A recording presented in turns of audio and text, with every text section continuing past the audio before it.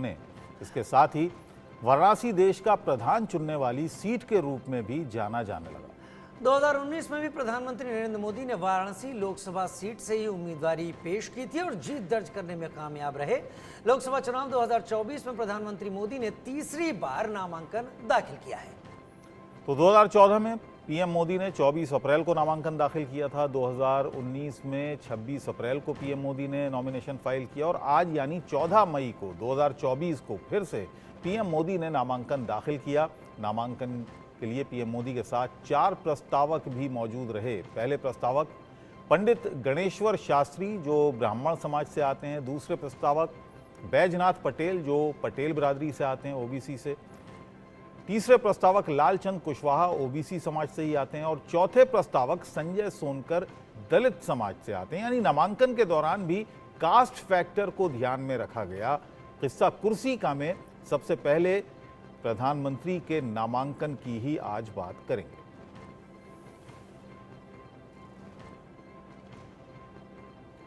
तीन तस्वीरें हम आपको दिखा रहे हैं। तीन तस्वीरें अपने आप में बहुत कुछ कहती हैं। 2014 में जब मां गंगा ने बुलाया था तब की तस्वीर सबसे पहले।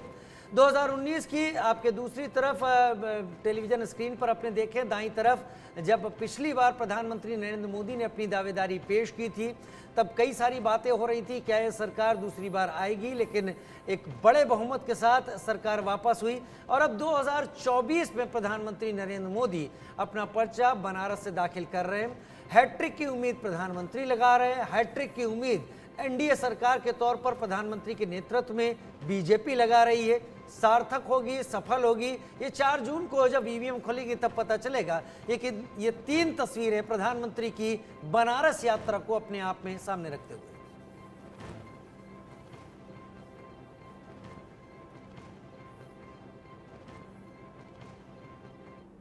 वर्ष का अभ्युदय हो यही का। तो कैसे आपको जानकारी मिली कि आप भी प्रधानमंत्री जी के प्रस्तावक हैं? अरे प्रधानमंत्री कार्यालय से आया था प्रधानमंत्री के, तो आशीर्वाद दे दिया आपने? आशीर्वाद दे दिया। ये आपने देखा कि गणेश्वर शास्त्री थे जिन्होंने प्रधानमंत्री को आशीर्वाद दिया। भारतवर्ष का अभ्युदय हो यही का। तो कैसे आपको जानकारी मिली कि आप भी प्रधानमंत्री जी के प्रस्तावक हैं? अरे प्रधानमंत्री कार्यालय से आया था प्रधानमंत्री के, तो आशीर्वाद दे दिया आपने? आशीर्वाद दे दिया।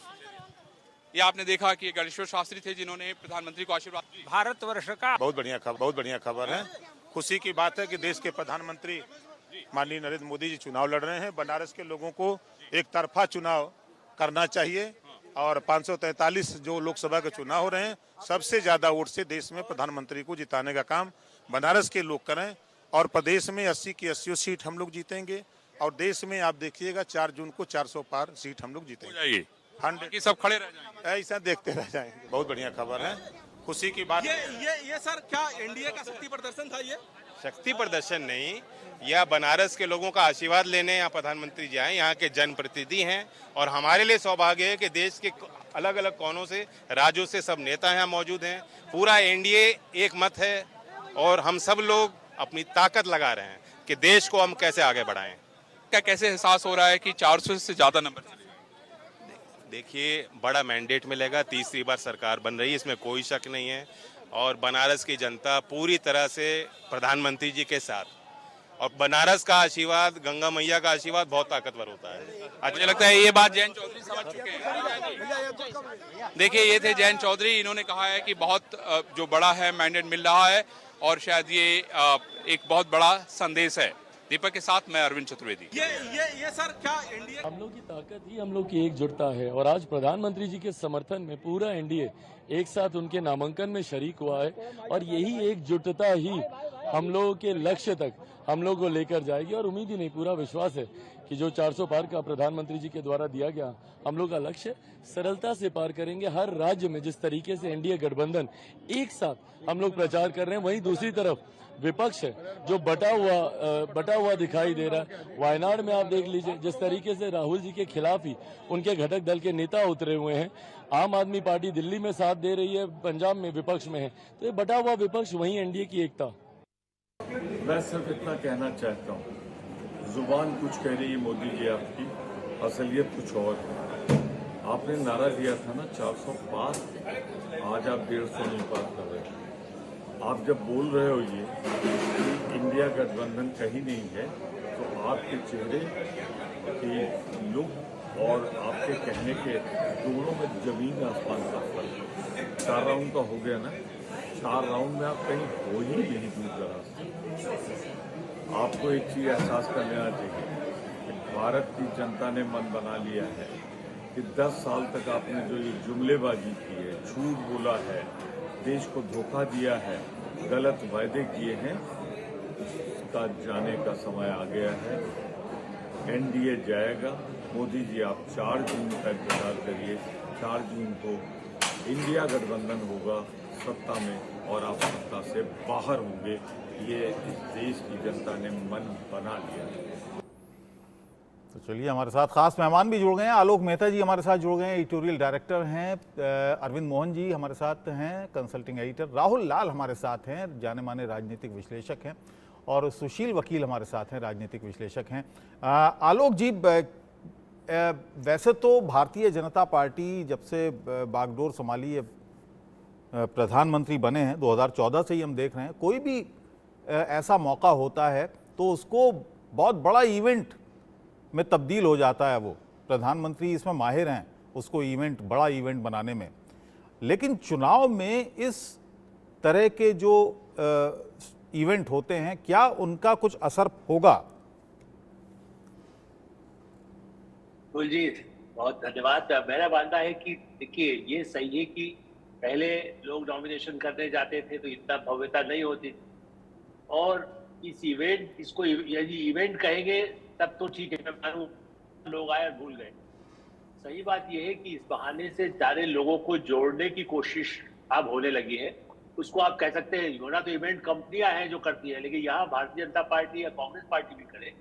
जब राहुल जी की भी रैली हो या उनके लिए जब सब आयोजित करते हैं, या कई भाषण तैयार या उसको बंटवाना होता है, वीडियो करना होता है, आजकल जानते हैं आप सब एडवर्टाइजिंग एजेंसी काम करते हैं। ये कुछ ऐसा है, राजस्थान, अमित जी आप तो बहुत पुराने पत्रकार हैं, राजस्थान, गुजरात और कुछ हद तक मध्य प्रदेश, क्योंकि इसी का असर वहां पर भी, महाराष्ट्र भी यदि आप जोड़े उस पूरे बेल्ट को जी, वहां पर हर छोटे से उत्सव को कैसे उत्सव में बदल दे, घर के कार्यक्रम से लेके पार्टी के कार्यक्रम तक, वो मार्च करना हो कि नाच करना हो कि ढोल बजाना हो। हमारे यहाँ ढोल बजाते हैं, मालवा में, राजस्थान में भी बजता है।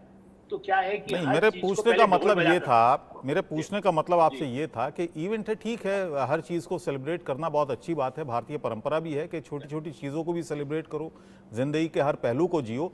लेकिन चुनाव में क्योंकि बहुत सारी समस्याएं हैं, गरीबी एक समस्या है, बेरोजगारी एक समस्या है, महंगाई एक समस्या है, तो क्या ऐसे में इस तरह के जो बड़े समारोह होते हैं, इवेंट होते हैं, तो क्या कुछ प्रभाव डाल पाएंगे, उनसे बढ़ जाएंगे, उनसे ऊपर उठ जाएंगे उन समस्याओं से? देखिए, जहां तक मैं समझ पाता हूं अमित जी, क्या है, जैसे पहले हम कहते थे गुजरात मॉडल, ऐसे ही वाराणसी मॉडल कहने जाने लगा। हर संसदीय क्षेत्र ऐसा बन सके, वो आप हम लोग असहमत हो सकते हैं, वहां काम ये नहीं हुआ, वो नहीं हुआ, वो तो आप, मैंने कहा ना, ये एक लंबा विषय है। यदि रोज उसकी समस्याएं अखबार में भी छपती है या मीडिया में भी आती है, वहां कहाँ गंदगी है, नहीं है। इसलिए इसका असर ये होता है कि आप, मेरे जो समझ पा रहा हूँ, जब पिछले वर्षों के दौरान जब काशी में हुआ तो महाकाल को भी वैसा परिसर बने, कई जगह डिमांड हुई, हमारे यहाँ भी ऐसा ओंकारेश्वर में भी बने, या दूसरे जो राज्य हैं सब में इस तरह की मांग होने लगी कि हमारा मथुरा का भी परिसर, जबकि वहां पहले से भी है जी। तो मुझे लग रहा है कि ये एक मैसेज साथ में कोशिश होती है कि इस मॉडल से लोगों को जो फायदा यहाँ दिया, वो कारपेट जो बनाते हैं, कारपेट बनाते हैं, उसमें मुस्लिम भी है, उसमें हिंदू भी है, बनारसी साड़ी बनाने वाले लोग हिंदू भी है, मुस्लिम भी है, सिख भी है, ईसाई भी है, वहां भी उस तरह के बौद्ध भी है। ठीक है सर, इससे भला होता है यदि ऐसा मॉडल हो, शायद इसलिए कोशिश है। चलिए, अरविंद सर भी हमारे साथ जुड़े हुए हैं। अरविंद सर, पिछले कुछ दिनों से प्रधानमंत्री नरेंद्र मोदी के दौरों को देखा जाए तो रोड शो को बहुत एक प्राथमिकता दी और जनता तक बेहद नजदीक जाने का एक जरिया रोड शो माने जाते रहे हैं। लेकिन प्रधानमंत्री का आज का जो नामांकन का पूरा कार्यक्रम रहा, इस सब को लेकर और कल के रोड शो को लेकर, प्रधानमंत्री को लेकर विपक्ष और पक्ष में काफी ज्यादा बयानबाजी शुरू हो गई। कांग्रेस कुछ कह रही है, बाकी चीजें कुछ कह रही। प्रधानमंत्री अपने इन सारे आयोजनों से अपने आसपास राजनीति को घूमने का एक मौका देते हैं, बांध देते हैं, ऐसा तो नहीं है? नहीं, मेरे ख्याल ख्याल से ये अचानक नहीं होता है, पूरी योजना से होता है और चर्चा में बने रहना इन सब चीज़ों से भी प्रधानमंत्री को बहुत बखूबी आता है। इसमें खर्चा लगता है, इसमें संगठन की ताकत लगती है, इसमें प्लानिंग लगती है, ये सब चीज़ें हैं। ये कुछ तो मैनेजमेंट कंपनियां कर देती हैं, लेकिन तब भी पार्टी वर्कर न हो, कार्यकर्ता न हो तो ये नहीं होगा। और इन सब सिग्नल्स का भी एक मतलब है बहुत साफ, पूजा पाठ, आरती और उससे भी ज्यादा ये जो नॉमिनेशन में 4 जातियों के लोगों को ले आया गया और बनारस में जुलाहों का इतना बड़ा सेंटर है, वोटर भी मेरे ख्याल से बनारस अगर एक ग्रुप जोड़ा जाएगा तो सबसे बड़ी। अरविंद जी, किस तरह का मैसेज देने की कोशिश की? आपने प्रस्तावकों का जिक्र किया, उसमें दलित हैं, उसमें एक ओबीसी और एक ब्राह्मण, दो ओबीसी और एक ब्राह्मण, किस तरह का मैसेज देने की कोशिश की? नहीं, तो वही मैं कह रहा हूँ, तो उसमें किसी जुलाहे को या उसको शामिल न करना की बहुत साफ मैसेज है। ओबीसी में पटेल वोट वहाँ काफी ज्यादा है, तो उसको साथ लेने की कोशिश की गई है। लेकिन थोड़ा याद करने की जरूरत है कि इस किस्म के प्रस्तावक जो पहले रहे हैं क्या स्थिति है या उनकी क्या हालत है। एक बड़े नामी संगीत के सितारे थे जो उनके प्रस्तावक बने थे पहली दफे, कोरोना में उनकी डेथ हुई और मेरे ख्याल से डेथ इसलिए भी हुई कि समय पे उनको इलाज नहीं मिला और वो शोर मचता रहा बनारस में जी। तो इसलिए ये एक तमाशा एक है और इस तमाशे से निश्चित रूप से पॉलिटिक्स में एक उसकी भूमिका है, उसकी भूमिका बढ़ गई है। अरविंद सर वही पूछना चाह रहे हैं कि इसका इम्पैक्ट जो तात्कालिक प्रभाव होता है, क्योंकि चुनाव ज्यादा वक्त नहीं है, क्या ये असर पड़ जाएगा इन तस्वीरों का? क्या वाकई तस्वीरें 1000 शब्दों से ज्यादा बोलेंगी? बोल ही रही हैं, बनारस तो दिख रहा है बोलने वाला ही। और पहली दफे हमने देखा कि किस तरह से अरविंद केजरीवाल वहां पहुंचे।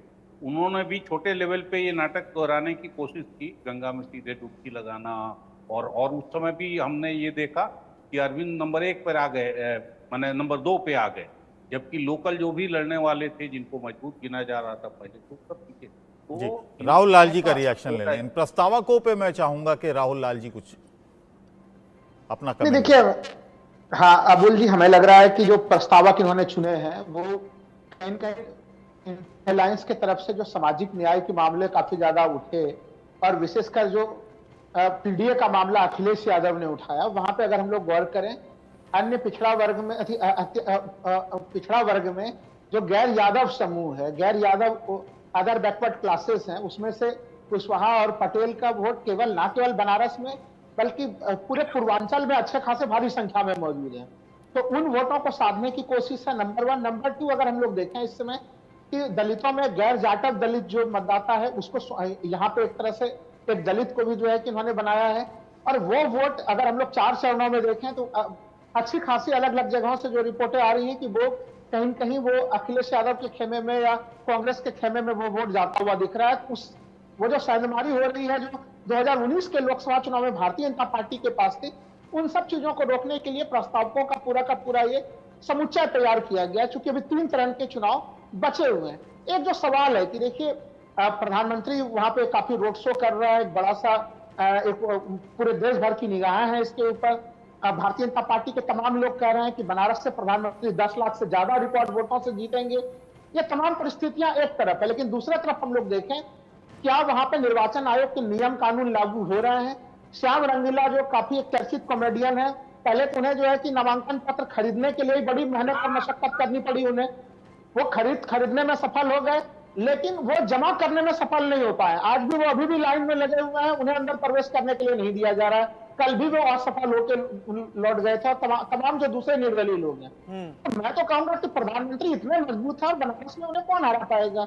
ऐसे स्थिति में तो एक तरह से अधिकारियों को यह संकेत देने चाहिए कि भाई जितने भी निर्दलीय प्रत्याशी हो वो आए और चुनाव लड़े। प्रधानमंत्री उसके बाद सुनील जी का कमेंट ले लें। सुनील जी, ये राजा को शोभा नहीं देता, ऐसे में प्रधानमंत्री होके 4 प्रस्तावक लेते हैं, उनको बाकायदा इस तरह से हाईलाइट किया जाता है कि 2 ओबीसी के, 1 दलित और 1 ब्राह्मण, इस तरह का जो एक मैसेज देने की कोशिश है, एक प्रधानमंत्री को सूट करती है?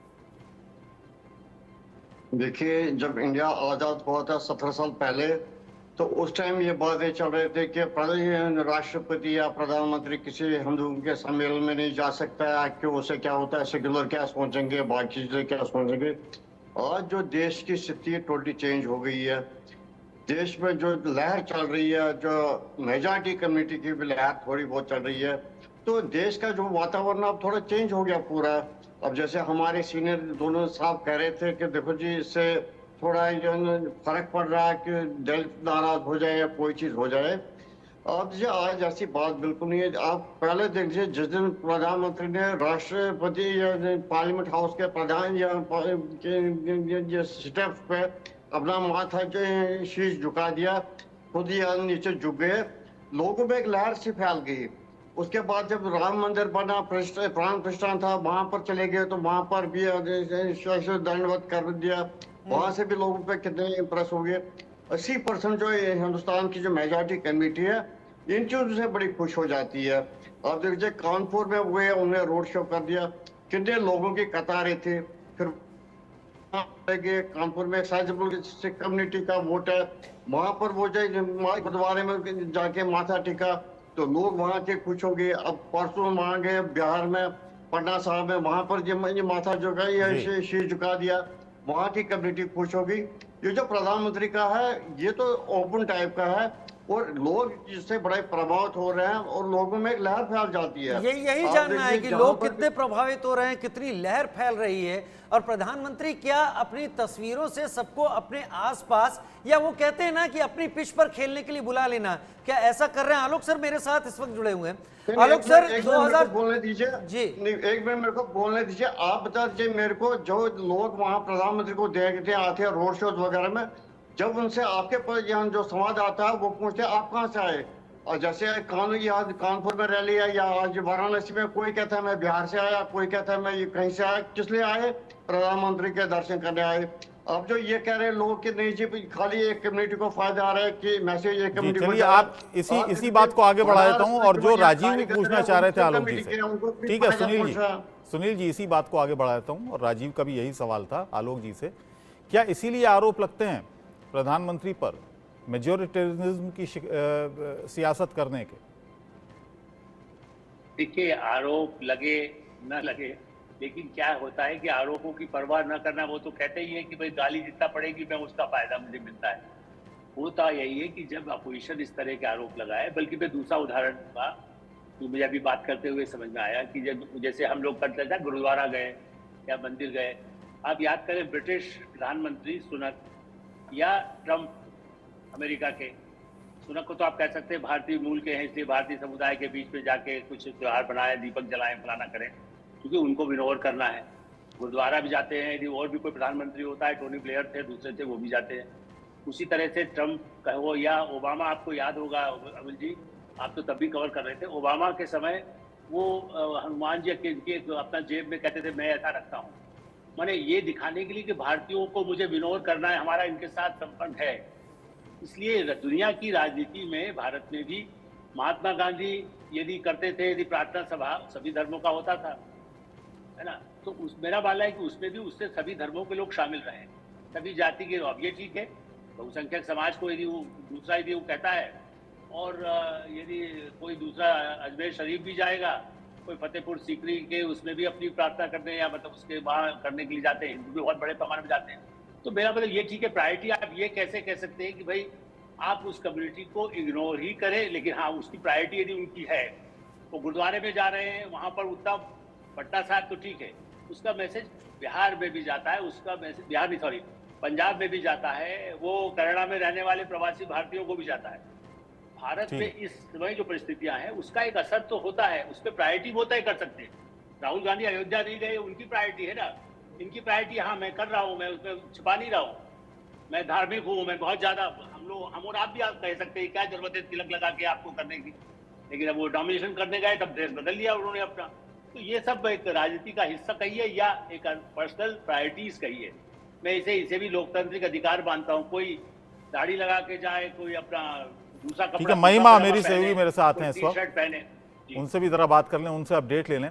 महिमा, क्या अपडेट है, किस तरह की बयानबाजी हुई, किस तरह के दृश्य देखने को मिले? क्या कुछ हुआ जरा बताइएगा। आबुल देखिए, फिलहाल हम आपको तस्वीरें दिखा देते हैं। ही अब सेकंड और मिनटों की बात है जब प्रधानमंत्री नरेंद्र मोदी, क्योंकि यहाँ पर जो बैठक है वो चल रही थी और उसके बाद अब कुछ ही मिनट है जब प्रधानमंत्री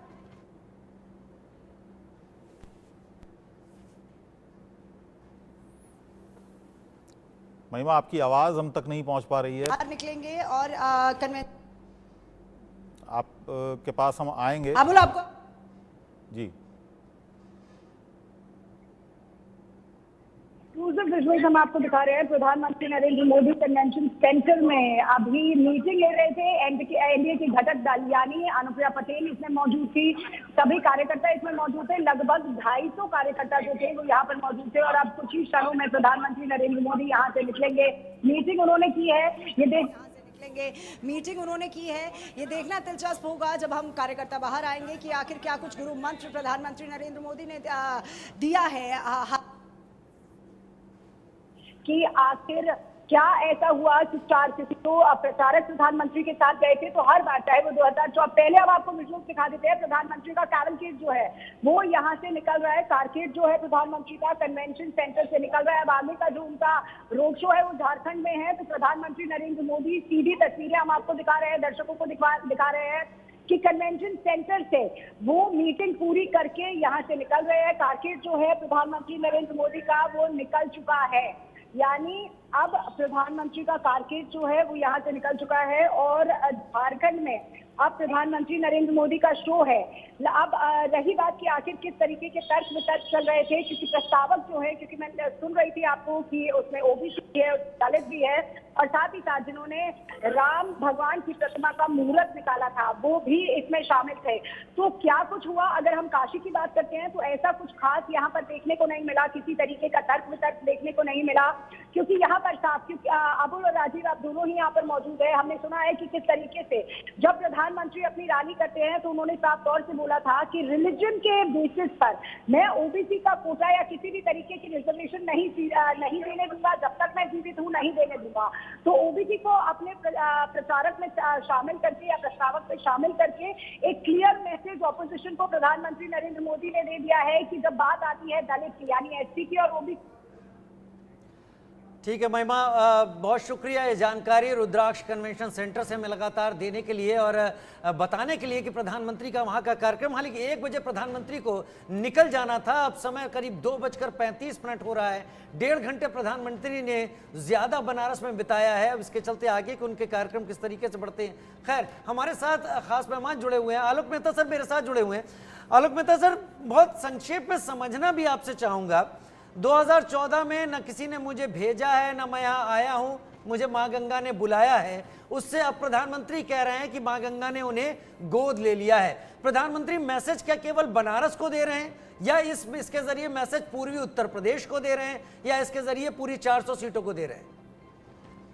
राजीव जी, मैंने शुरू किया था तब यही कहा था कि इसका असर यदि वाराणसी मॉडल या गुजरात मॉडल जब पहले कहा जाता था, उसी तरह से गंगा के किनारे एक लाइन जोड़ूंगा। जब अमिताभ बच्चन चुनाव लड़े थे इलाहाबाद से, मैं भी गया हुआ था, राजीव गांधी और अमिताभ बच्चन, तो हमने हेडलाइन बनाई थी छोरा गंगा किनारे वाला। तो आप ये कह सकते हैं कि गंगा ने, मैंने माँ गंगा ने बुलाया, हमारे यहाँ भी सब जगह चला है, माँ गंगा ने बुलाया है, बड़ा पॉपुलर। ये सब जनता के बीच में छोरा गंगा किनारे वाला अखबार, बड़े अखबार में पूरा हेडलाइन हमने 6 कॉलम बनाया। तब तो टीवी नहीं था, इसलिए मैं कह रहा हूँ कि इस सब का एक असर जो होता है कि वो जो टारगेट है उनका, उसमें आसपास सर मैं हम आते हैं आपके पास, क्योंकि हमने पूर्वांचल का भी जिक्र किया। हम पूर्वांचल की सियासत भी समझाते चलते हैं कि प्रधानमंत्री अगर बनारस में हैं तो वो पूर्वांचल को किस तरीके से साध रहे हैं, उसके ग्राफिक्स भी हम लगातार आपको दिखा रहे हैं। सर, ये पूर्वांचल का जो एरिया है, जो पूर्वांचल का हिस्सा है, जिसमें गोरखपुर तक की बात करें, रॉबर्ट्सगंज चौपन तक की बात करें, गाजीपुर बलिया की बात करें, ये सारा हिस्सा कैसे प्रभावित होता है प्रधानमंत्री से, ये हम अब ग्राफिक्स के जरिए आपके सामने रख रहे हैं। तो आप देख रहे हैं इस वक्त 24 के रण में पूर्वांचल का जो सीटों का यहाँ पर है। आलोक सर, ये पूर्वांचल की सीटें साध रहे हैं प्रधानमंत्री, क्या अखिलेश को कमजोर कर रहे हैं? क्या वहां पर आजमगढ़ जो कि एक बड़ा किला है समाजवादी पार्टी का, पार्टी के लिए वो क्यों कह रहे हैं, उनसे जब सवाल किया गया तो वो सीटें नहीं गिना रहे हैं। वो बड़े चतुराई से यही कह रहे हैं, क्योंकि उनमें उनके साथ सहयोगी दल भी हैं। उनका लक्ष्य तो यही है कि सारी सीटों पर जहां जहां बीजेपी के कैंडिडेट है वो या उनके एनडीए के सहयोगी वो जीते। और इससे बड़ा टारगेट है रायबरेली और अमेठी में बीजेपी या उनके साथ जो भी लोग हैं उनके बल पर, एनडीए के नाम पर ही, चाहे बीजेपी की स्मृति ईरानी तो बीजेपी की ही है, और यहाँ पर भी जो रायबरेली में भी भाजपा के हैं, जबकि वो पूर्व कांग्रेसी है।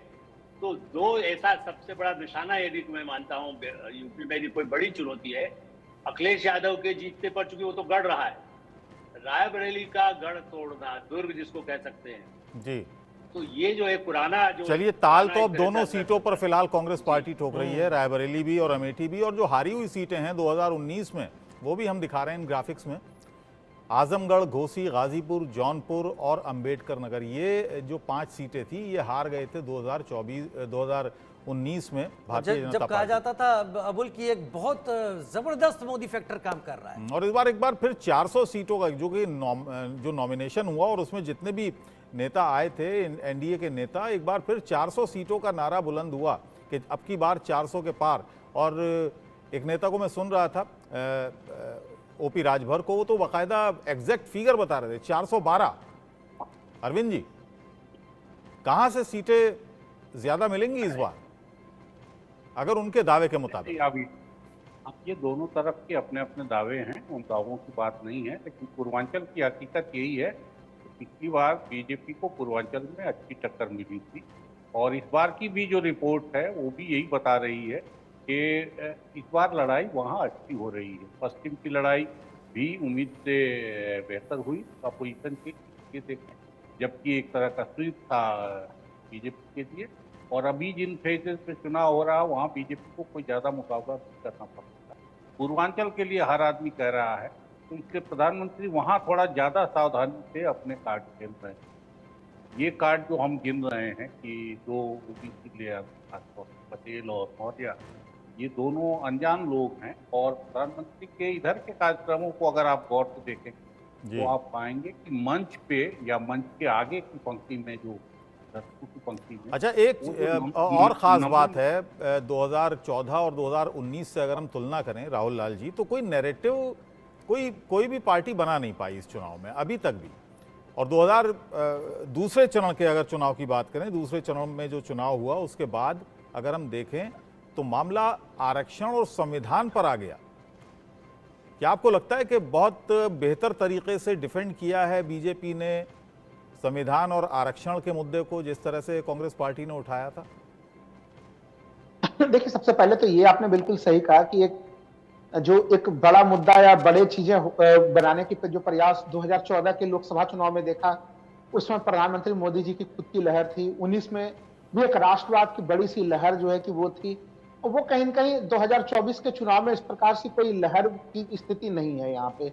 और आपके इस बात से भी सहमत हूं कि जो संविधान का मामला है, संविधान बचाने का, आरक्षण का से संबंधित मामले हैं, ये मामले कहीं न कहीं विपक्ष ने उठाए और इसको अपने ढंग से भारतीय जनता पार्टी ने इसके जवाब देने की भी कोशिश की है, लेकिन ये मामला रुक नहीं रहा है। तो ये एक तरफ से, दोनों तरफ से इस मामले को लेकर बयानबाजी हो रही है। और सबसे महत्वपूर्ण चीज ये है कि जब ग्राउंड स्तर पर हम लोग जा रहे हैं, ग्राउंड रिपोर्ट पे, जमीन पे जा रहे हैं, तो वहां पे जनता के विमर्श में भी ये मामला शामिल हो गया है। दोनों खेमों के लोग जो है कि हम लोगों को मिलते हैं। कोई कहता है कि नहीं, आरक्षण बिल्कुल जो सुरक्षित होगा, जो मोदी जी के समर्थक हैं, या फिर जो विरोधी खेमे के जो समर्थक मतदाता हैं, जो विपक्ष से सहानुभूति रखते हैं, वो लोग लगातार ये तर्क देते हैं कि जब भर्तियां ही नहीं हो रही हैं, तो जब तमाम सरकारी भर्तियों को रोका जा रहा है, तो एक तरह से वो आरक्षण रोकने की प्रक्रिया चल रही है। ये कहीं न कहीं तीसरे चौथे चरण में बड़ा सा मुद्दा हम लोगों को बनता हुआ दिखा। एक चीज जो आप अभी जो ग्राफिक्स आप दिखा रहे हैं, मैं इस बात से बड़ा सहमत, क्योंकि 2019 में हम लोगों ने देखा, जैसा मैंने चर्चा किया कि पुलवामा का पूरा मामला था, फिर भी एक तरह से बनारस से सटे हुए हिस्से में ही अगर हम लोग देखें तो गाजीपुर में भारतीय जनता पार्टी की स्थिति अच्छी नहीं रही, घोसी में अच्छी नहीं रही, तो तमाम कई सारे जगह। और अभी भी मैं कह रहा हूं कि इस बार 2024 के चुनाव के संदर्भ में भी उन सारे सीटों पे बड़े टफ फाइट की स्थिति इस समय भी बनी हुई है।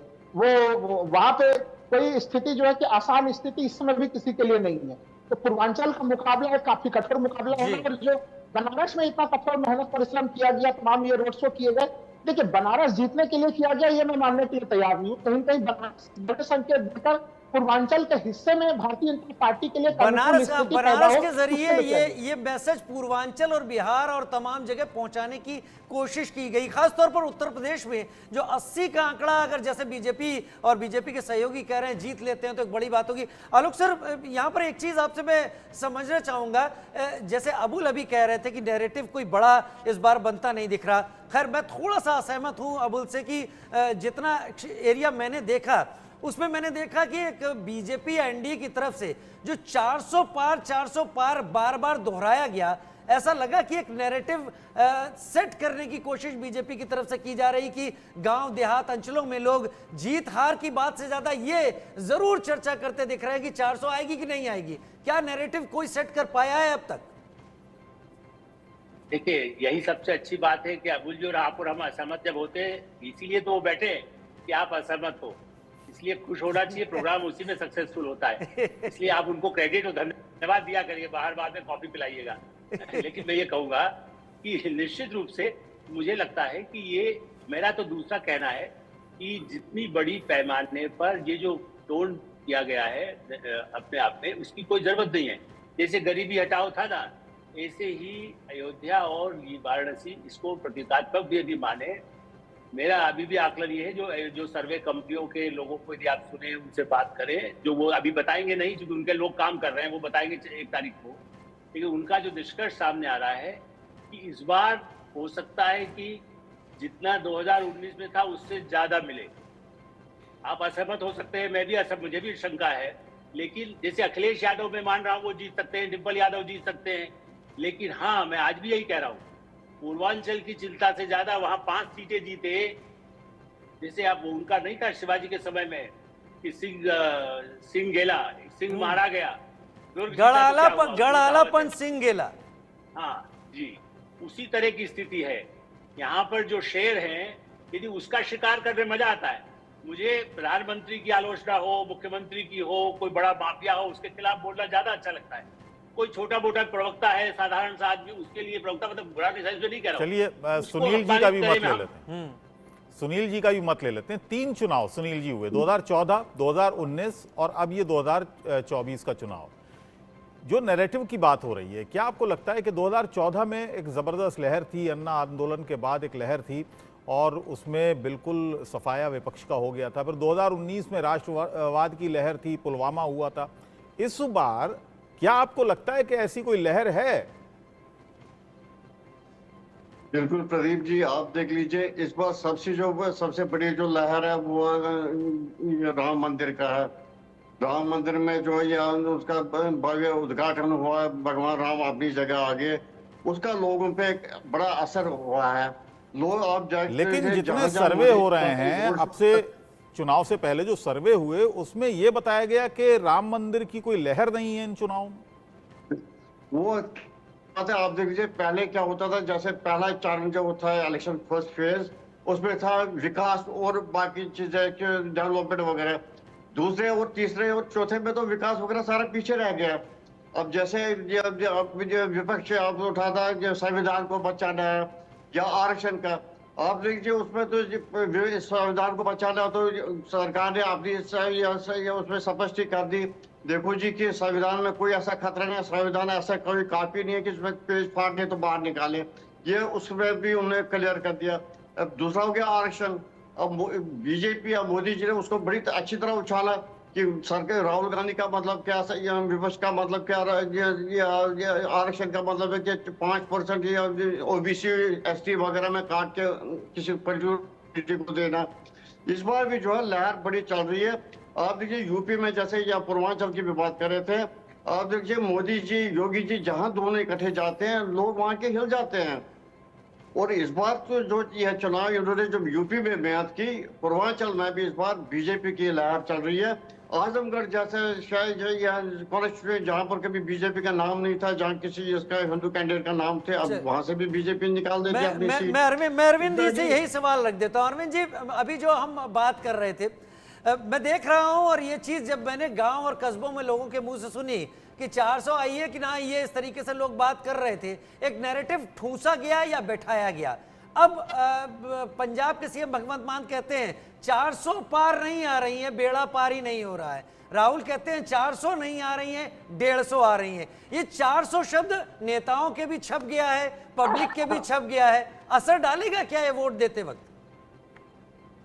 एक शुरुआती बात तो ये चुनाव 400 से ही शुरू हुआ है, लेकिन ये जो बात बार बार आ रही है आरक्षण और संविधान की, मुझे लगता है ये मसला नीचे गया है काफी। और खास तौर से दलितों में पिछली बार रोहित वेमुला का मसला काफी तेजी से देश भर के दलितों को, खास करके अम्बेडकराइट, तब हमारे जैसे लोगों को ये लगता था कि दलित वोट बीजेपी को नहीं मिलने वाला है, कि जितनी चर्चा अम्बेडकराइट ग्रुप में थी या दलित ग्रुप में थी, जो बौद्धिक हैं उनके बीच, तो ये लगता था कि, लेकिन बीजेपी ने अम्बेडकराइटों को किनारे करा दिया और मुख्य दलित वोट का हिस्सा अपने नाम कर लिया। उसमें लगा कि अम्बेडकराइट असर अब बहुत मार्जिन पे है दलित समाज में। इस बार जब आरक्षण की बात आ रही है, संविधान की बात आ रही है, और अपोजिशन के लोगों ने खासतौर से जो मोदी विरोध उन्होंने इसको कि 400 आने का मतलब होगा संविधान पे खतरा, संविधान बदला जाएगा, वो अपने हिसाब से इसको जोड़ रहे हैं।